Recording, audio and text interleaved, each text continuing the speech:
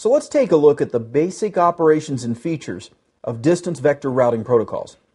Now, as the name suggests, distance vector routing protocols use the concepts of distance, for example, the metrics and vector or direction of its operation. Using distance vector routing protocols, a router learns about the measurement of distance or the metrics. It also learns about the next hop router and the route's outgoing interface. That is a vector or direction.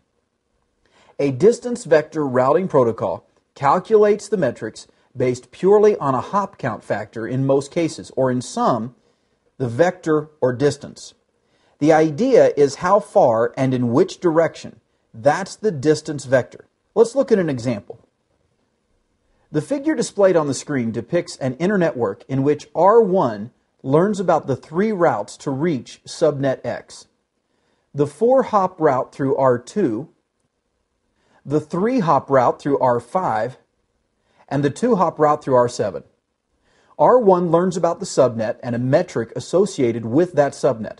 So in this case, R1 must pick the route that has the lowest route, which is the 2-hop route through R7. Let's look at the concept of distance vector in some more detail.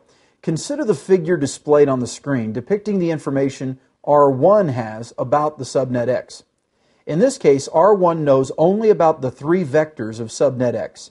The length of the vectors represents the metric, and the direction represents the next hop counter.